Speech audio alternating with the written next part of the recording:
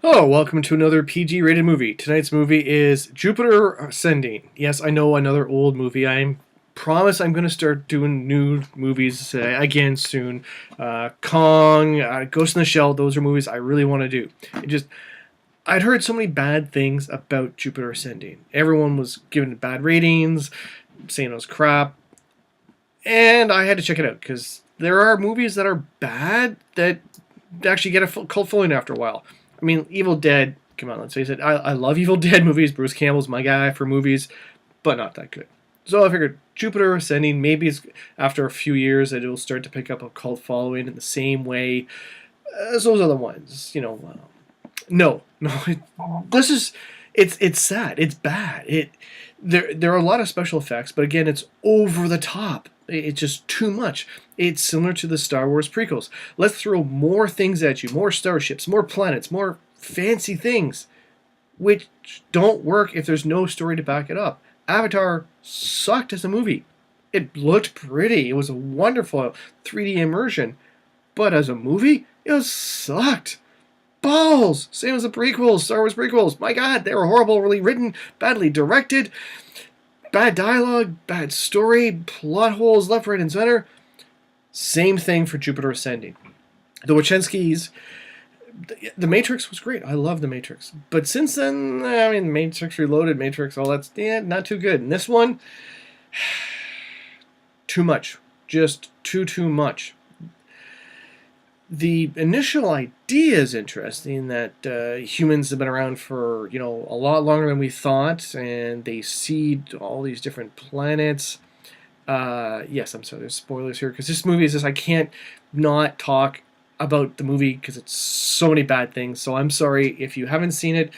I'm telling you it's bad, okay? Just go with it, and if you still want to see it, fine. My spoilers here aren't really going to do much for ruining the movie for you, really. Again, the idea of humanity's been around for a lot longer, and they seed these planets to have humans grow to be able to turn them into longevity essences.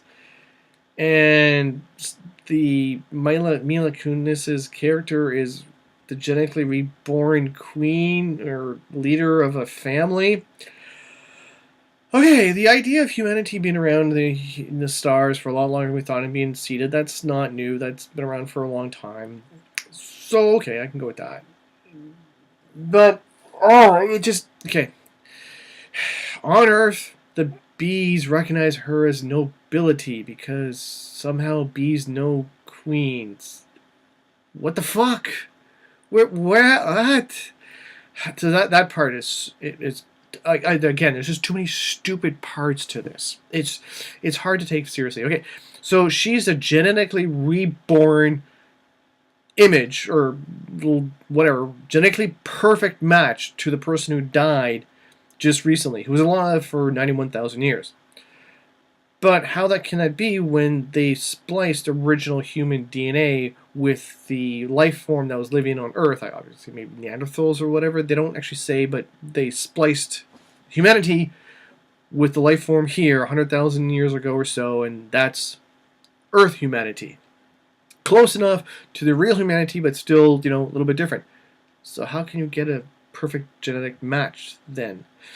And the things about with Channing Tatum's character being spliced with a wolf or dog or something, and there's the dialogue is just so many problems with the dialogue, and the main villain is, I don't know if he's trying to be similar to the villain in Fifth Element, where the over the top, Gary Oldman does some crazy acting on purpose, but I'm thinking he's maybe channeling Gary Oldman's character from some of these movies. Sean Bean is in it, doesn't die. I'm not sure if that was a good thing or a bad thing for him, because he lived to the very end, so I think in this case he might have asked to die earlier so he wouldn't have to go through the rest of the movie. Okay. They seed a planet, they let the planet develop on its own until a population grows to a certain point where then they harvest it for all the essence stuff, which gives them longevity. Why not just clone people and keep them around on a planet and just every once in a while cull a few of them, and then you have an ongoing, never-ending source instead of wiping out 7 billion people at once and then nothing on the planet. I don't know, maybe. And also, you see the planet and you don't give them any sort of resources to develop, because humanity took a long time to develop agriculture. Yes, once agriculture hit, our population started expanding, and then with the industrial age went even further. But for the longest time, there was very little mounds of humanity around. Little small tribes, hunter-gatherers.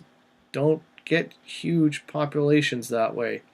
So why just let people go that? Why not go, here's a planet with resources and you have the agriculture ready, so just grow. Here's agriculture, here's all this stuff. Why have them not be smart and have to learn it all again, so you waste 100,000 years before you can harvest a planet? Long-term planning? Yeah. So that part, and again, it's just too much special effects, too many spaceships, things blowing up, things all over the place. It's just sad. I can't even enjoy it. It's not even boring. It's just bad and stupid. I kept getting distracted for going, what the fuck was that? Like, why? Who thought of this? Like, how is this an idea? And you know, the aliens are watching us the entire time, so when a part of the city gets blown up by these spaceships, it gets rebuilt the next day and no one will notice. But what about the day it gets exploded and stuff, and humanity wouldn't notice the next day that the buildings that were blown up are all fine now?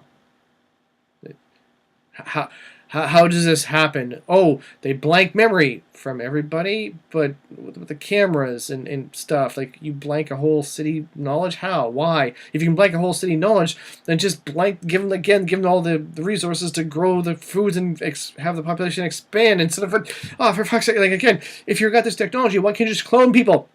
Just fucking clone people!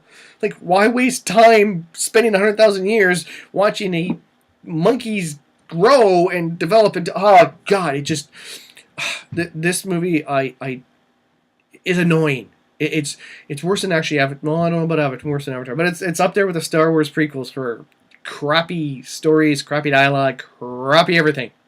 Again, yeah, the special effects look good. The spaceships, the cities, they look nice. They look fine. I do like the costume sets and that are fine, but that a movie does not make. You need more. So I think the Wachowskis hit the point of their ego is bigger. They're like Lucas. Their ego's too big now. They just think they can do anything. You can't. You need writers and you need proper direction. You need reins on yourselves to do a better movie. Had this been like a 1970s B-grade movie, I probably would have enjoyed it, because it would have been cheesy production and cheesy scenes, which you could live with.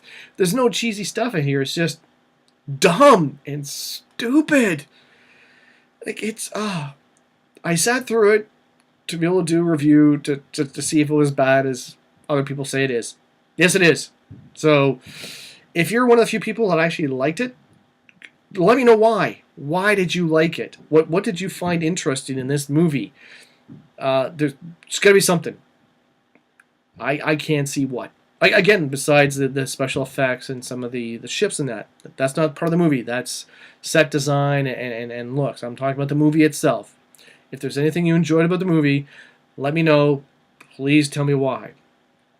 Now, the review, the rating, the PG rated for this one is a full 12-pack of bad light beer that's been left out on the patio. So you're like, oh, cool, I got a 12-pack of beer. And then you're like, oh, no, it's bad light beer. And then you realize it's been sitting out and getting warm. And you're just like, yeah, why do I want this? So you leave it, stay there. Just put the beer back down. Put the movie back down. That's the same thing. So yes, it's a 12-pack of bad light beer left out on the patio in the hot sun. Thank you very much.